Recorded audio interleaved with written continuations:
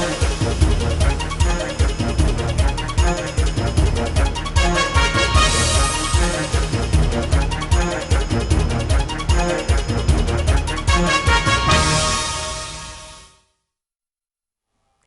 afternoon and welcome to NTA Benin News Update. I am Auli Okolo. The Minister of Agriculture, Mohammed Sambo Nanono, has been relieved of his position. Also affected in the cabinet reshuffle effected by President Muhammad Buhari is the Minister of Power, Saleh Maman from Taraba State. The Special Advisor to the President of Media and Publicity, Femi Adesina, announced this while briefing newsmen after the meeting of the Federal Executive Council. State House correspondent Adamu Sambo has details. Reason has been given for the sack of the two ministers of Agriculture and Power who came on board on the 21st of August 2019. Presidential spokesman Femi Adesina, however, disclosed that government projects and programs implementation have been subjected to independent and critical self-review. This, he said, helped to identify and strengthen weak areas, close gaps, build cohesion and synergy in governance, manage the economy, and improve the delivery of public good. And as this administration approaches its critical phase in the second term, I have found it essential to reinvigorate this cabinet in a manner that will deepen its capacity to consolidate legacy achievements. Accordingly, a few changes marking the beginning of a continuous process have been approved. Ministers leaving the cabinet: Mohammed Sabo Nanono, Minister of Agriculture and Rural Development, and 2, Engineer Saleh Maman, Minister of Power. Consequently, Dr. Muhammad Mahamoud, Minister of Environment, has been redeployed to the Ministry of Agriculture, while Abubakar Aliyu, Minister of State for Works and Housing, assumed office as Minister of Power. In due course, substantive nominations will be made to fill the consequential vacancies in accordance with the requirements of the Constitution. While reiterating that this process shall be continuous, presidential spokesman Femi Adesina confirmed that President Muhammadu Buhari personally met the departing ministers and thanked them for their invaluable services rendered to the nation. From the State House, Adamu Sambo, NTA News. Edo State government has cleared its stand on the compulsory COVID-19 vaccination that has been causing uproar in some quarters. Governor Gordon Obaseki, at a press conference in Government House, insists that a proof of the vaccination card is an access to large gatherings. Elizabeth Omoko has the report. Governor Obaseki, at the rollout of the Moderna and AstraZeneca vaccine, imposed restriction on mass gatherings from the second week of September, except for those with proof of 1 dose of vaccination. This did not go down well with many, as protests and a court order directing the government to maintain status surfaced.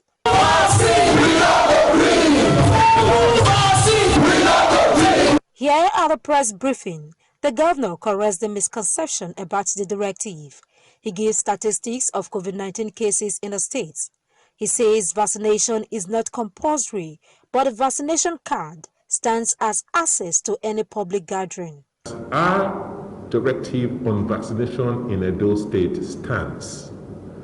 And so, if you are planning to have any large social gatherings, such as weddings, religious or political or business meetings in event centers, after the second week of September this year, please ensure that you and your invited guests get vaccinated and also have evidence of vaccination by possessing their vaccination cards. The governor appeals to those citizens to get vaccinated to avert a continuous increase in affected cases. Consequent on the rapid rise in infections and deaths from COVID-19, government may be forced to implement a lockdown if there is a failure to follow the directives for vaccinations.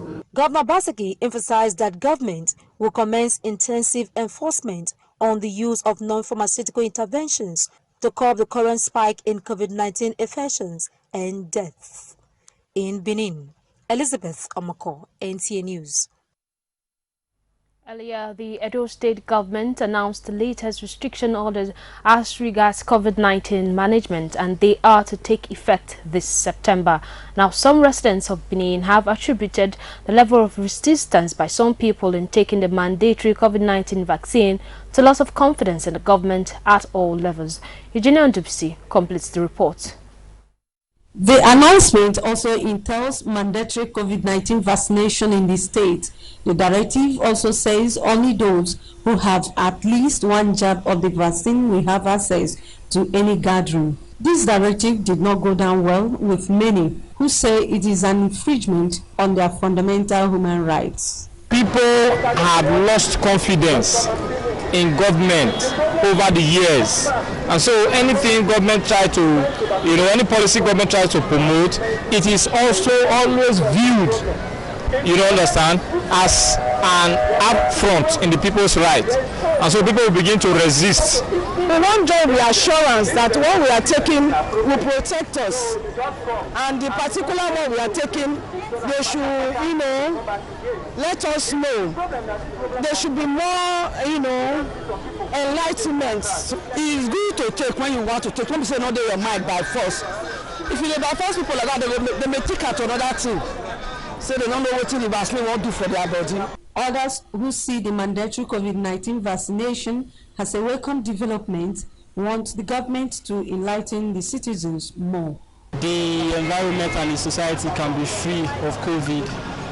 So it's necessary for us to take the vaccine to ensure a better country. So it's good for everybody take them. If you take them, you close your nose, you not close your nose, you put mask, you not put them, it will not go affect you like that. The restriction of mass gathering takes effect from second week of September 2021. In Benin, Eugenia Ndubisi, NTA News.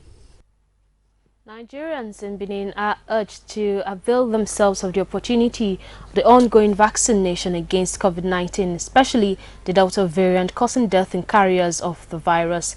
The guests on this week's edition of Media Connect made the appeal, noting that the existence of the virus is not hoax but real, and vaccination is the remedy. Ifeoma Okafor reports that one of them was, however, indifferent in his views. Government has a duty to protect the people from insecurity, from health issues, from everything whatsoever, because the primary purpose of government is the protection of lives and property of its people. There's a section in the Constitution, of course, that gives government that responsibility. It's a responsibility, but government lacks that legal power to force vaccination on the people. Though the vaccination is laced with conspiracy theories, experts strongly believe that COVID-19 is still around the corner, and with the highly transmissible Delta variant. This, the guests, a frontliner, Professor Mokwa Adeleye, advised people to get vaccinated as it remains a critical new tool in the battle against COVID-19 and the new variants. For the Delta variant, we cannot just whoosh it away. The symptoms remain fever, headache, respiratory tract infection, like cough, chest pain, sore throat, and the like. And sometimes it may just look like ordinary catarrh, ordinary small fever. It may look ordinary. However, it is more severe than the ones we commonly know about. On the governor's directive of compulsory vaccination as a prerequisite in attending large events, the guests say is a welcome development.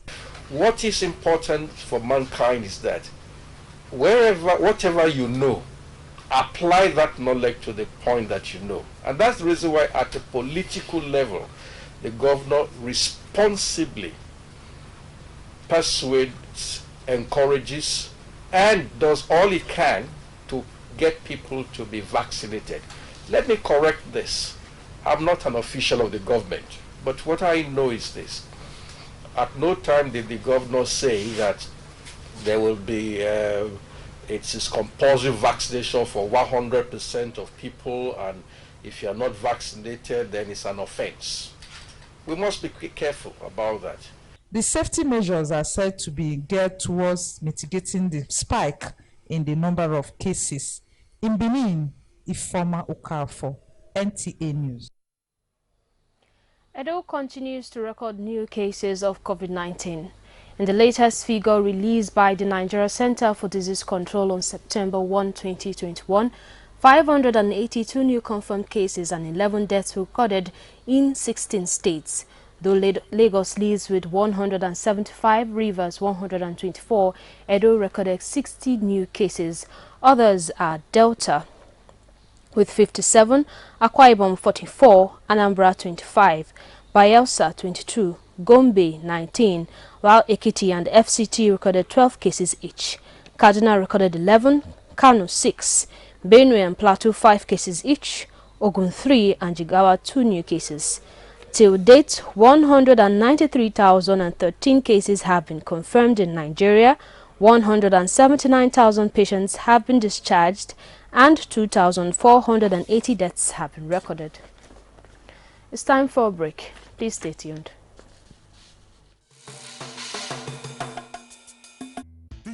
In Aduwawa and its environment, or you need a conducive and open field in Aduwawa for your wedding receptions, birthday parties, annual ceremonies, family or corporate events in a serene and conducive environment that is close to nature. Then look no further. NTA Benin Aduwawa is the place for you. NTA Benin Aduwawa has a large field for all your other events and ceremonies. Also, at NTA Corporate Headquarters, TV Road, we have a state-of-the-art, fully air-conditioned, ultra-modern hall for all kinds of indoor events with a standby generating set to ensure constant power supply. We also have the NTA Pavilion for all your outdoors events at the same venue. Guess what? Our prices are affordable, locations are easily accessible, venues conducive and highly secure. Our outside broadcast van is available 24 hours and can broadcast your event live. And above all, you can air your event on our award-winning programs like Events and Style. Wow, what are you waiting for? Grab this opportunity and have your celebration in a grand style. For inquiries and bookings, please call NTA Benin, the award-winning station. This life I can't keep myself. I can't keep myself.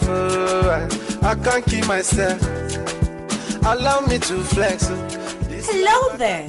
Welcome to the newest lounge in the ancient city of Benin, Hyperion Lounge, a lounge with good food, music, drinks, karaoke, networking, exclusive for VVIP, and a relaxed environment to meet the right people. Hyperion Lounge is situated at rooftop floor, which has a panoramic view of the city. Visit us at 76 Akpakava Central Hotel, Efedosa Signature, opposite First Bank, Benin City. For seat reservation, call 091-5111-1123. Follow us on Instagram and Facebook at Hyperion Central. Email info.hyperioncentral@gmail.com. All COVID-19 guidelines is strictly adhered. Hyperion Lounge, exclusivity redefined.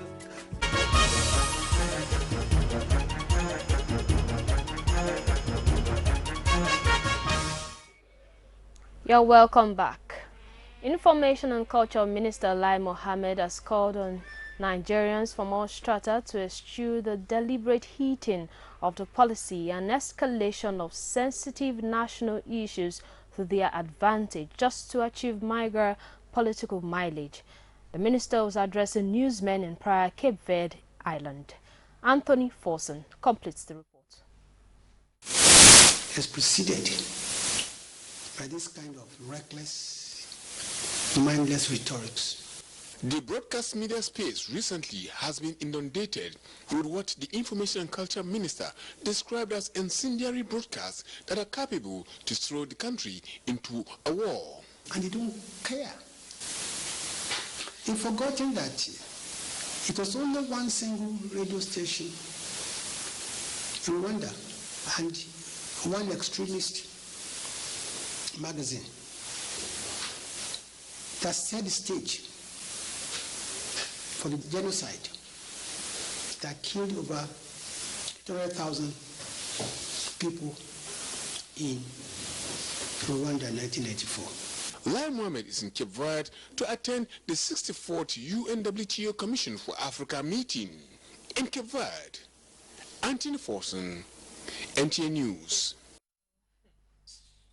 The Joint Admission and Matriculation Board JAMB scrapping of the general cutoff mark is a policy. Apologies. A 200-level student of the Department of Human Physiology, Ambrose Ali University, Epoma, Faith Efosa, is down with end-stage kidney disease. She needs 14 million naira to undergo kidney transplant in a hospital in Abuja. Eugenia Ndubisi has details.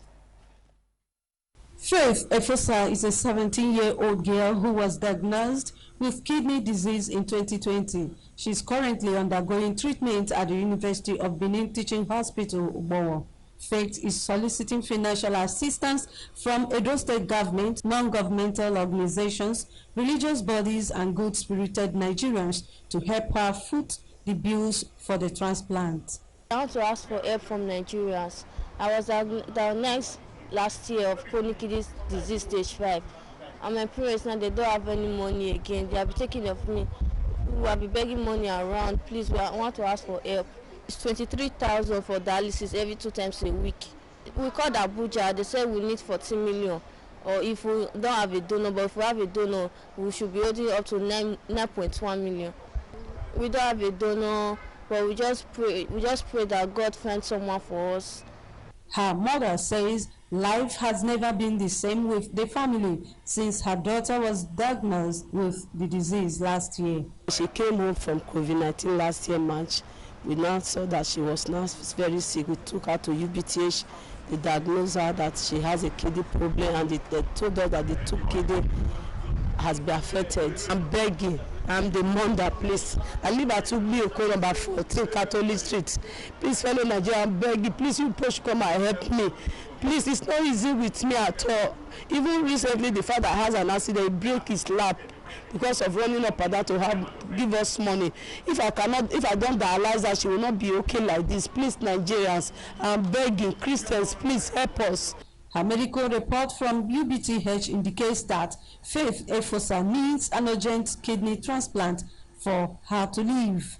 All donations should be paid into this account number displayed on your screen. Account name Joy Efosa. Account number 1443265-207, or call this phone number 08141791127. In Benin, Eugenia Ndubisi, NTA News. And now the Joint Admissions and Matriculation Board JAMB scrapping of the general cutoff mark is a policy with far-reaching implication, as it has officially transferred a role it played for 43 years to individual institutions of higher learning in the country. Stakeholders in education have been reacting to the pros and cons. Paul Omukago has details.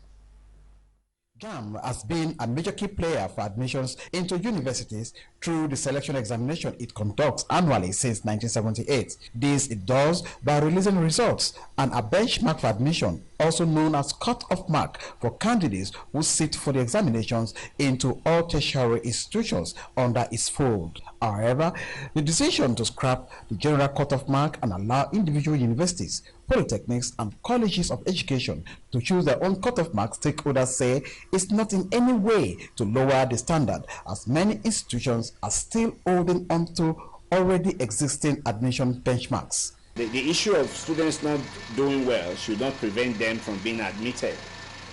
The other conditions for admission is that they have met up with the O-level requirements, which is 5 credits, mathematics, English, and specific subjects for specific courses. So the onus is on those who conduct the West Africa Examination Council School Certificate Exam, NECO School Certificate Exam, NAPTEP School Certificate Exam, and any other exam that we use as for basic qualification. The onus is on them to make sure that their exams are credible. And to the extent to which they are credible, JAMB results can be used for selection of the best from the lot. So probably the low score by candidate must have informed them to take that stand, and probably giving the universities the leeway to do what they want to allow candidates to come in. For Uniben, it's still work in progress. We have not really fixed a particular cutoff for those who take in for the screening exercise. I'm sure with time you get to know. There are yet grey areas requiring clarification, particularly on the issue of conduct of post-UTME, which is part of the current admission process. NTA was at the JAM office in Benin to get reaction from officials, but it was unsuccessful. In Benin, Paulo Mukago, NTA News. This is the news update on NTA Benin. It's time for another break. Please stay tuned. Next time you visit the ancient city of Benin, two things will excite you: the want and welcome of its people, and of course, the class and style of its hospitality business. Randeki Gold, home of hospitality like no other, located in one of the most serene environments in the ancient city, truly classy and exquisite with world-class facilities, fully equipped digital multipurpose hall with life-size, ultra-high definition LED screen, 180 square meters king-size swimming pool with bubble bath, enough to leave you breathless. The exotic Ariel's Bistro and Grill restaurant with variety of continental dishes, especially some of the rarest delicacies you can find in town. Fact is, a visit will truly convince you that we are gold. Randeki Gold is the gold wing of the prestigious Randeki Royal Hotel at 6 Uhenui Street off Ihama and Boundary Roads, GRA Benin City. www.randekihotels.com. Randeki Gold, our hospitality is gold. We are StarTimes, the most affordable digital pay TV platform with the widest signal coverage in Nigeria, dedicated to bringing the best TV entertainment around the world to your screen. From Hollywood to Bollywood to Nollywood, we offer the most affordable subscription. Enjoy over 75 channels for as low as 1,700 naira, like Nat Geo Wild, BBC, ESPN, and premium sports like Emirates FA Cup, La Liga, Bundesliga, wrestling. What's more exciting? We have the most flexible payment options in Nigeria. Don't dull. Join us now for an exciting journey. StarTimes. Enjoy digital life.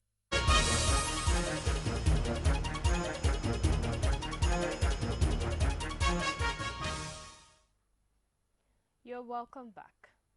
Games like chess often get less attention whenever sports is mentioned. Rather, games like football, basketball and others come to the mind of most sports lovers.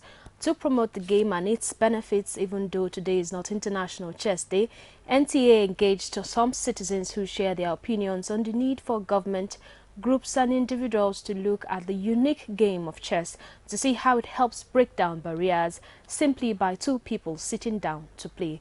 Ogochukuka Ona takes us through this. The game of chess is a two-player strategy board game played on a checkered board with 64 squares arranged in an 8x8 grid.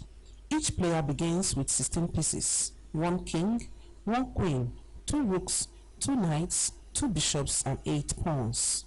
Each piece type moves differently, with the most powerful being the queen and the least powerful the pawn. The objective is to checkmate the opponent's king by placing it under an inescapable threat of capture. The game is believed to be a global game that promotes fairness, inclusion, and mutual respect. It contributes to an atmosphere of tolerance and understanding among people and nations. Hence, the United Nations General Assembly on December 12, 2019 proclaimed July 20 as World Chess Day to mark the dates of the establishment of the International Chess Federation in Paris in 1924. Checkmate.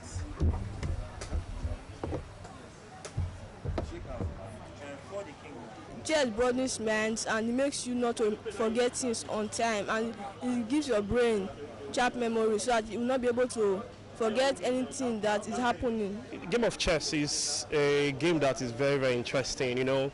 It takes you away from other social vices, you know. When you play chess, it helps you build your mind, it develops the mind, the way you think. Chess is like a part of life.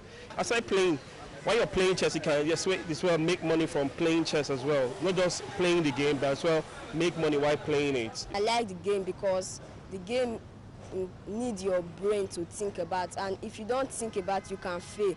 So how I learn chess is from my auntie. different strokes for different folks, they say. I don't like the game. Why? I prefer Scrabble to chess, but I don't really like chess. Why? Maybe because of the rules of the game. Chess. Chess, yeah, that game. No, I don't play anything game. But do you know chess? I don't know chess. Even though this game was played at the last National Sports Festival held in the state, the need for governments, groups, and individuals to collaborate and look at this all-unique game, experts in chess say, cannot be emphasized. Schools should carry it as one of their curriculums to help the students and to engage them and improve their memory. There were no chess tournaments in Nigeria, as in monthly, to encourage the players to be battle ready for any tournament. I'm calling on the government to assist in all ramifications to improve this game of chess.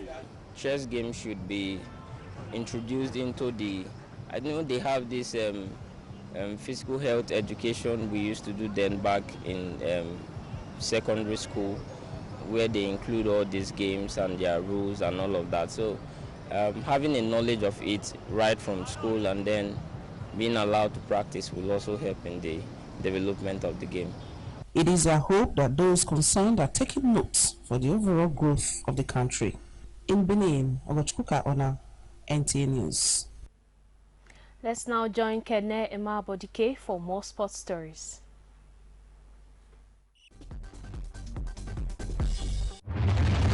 We begin with the ongoing Tokyo 2020 Paralympic Games, where Team Nigeria lost a game 0-2 to Australia on Wednesday, but gained a bronze medal to the bargain in the para-table tennis men's team event Class 3.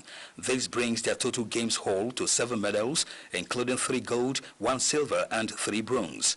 On Thursday, Eukeria Iyazi will join 15 other athletes to battle for the 3 available medals in the women's shot put F57 event. Meanwhile, the Association of Nigerian Women in Sports, NAWIS, celebrates the victorious para-powerlifters for their performance at the Tokyo 2020 Paralympic Games.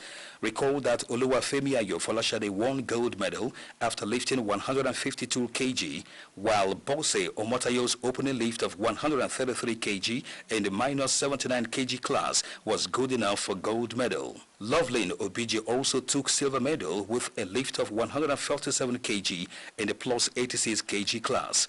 In a release on Wednesday, NAWI's president, Professor Florence Adeyanju, also extolled the efforts of Blessing Oborodudu and Ese Brume, both of whom won medals for Nigeria at the main Olympics. The para-powerlifters are expected back in the country on Thursday. In volleyball, Nigeria's Young Eagles recorded their first win at the ongoing FIVB Under-19 Boys World Championship in Iran on Wednesday, beating Cuba 3-2, 25-10, 25-20, 22-25, 20-25, and 15-13 points in a highly tensed match. The African champions will face Thailand on Thursday for the 13th position in the classification games. With sports update, Kenan Ima Abodike, NTA News. That concludes the news update. Join us again at 7 o'clock in the evening for the main news. Good afternoon.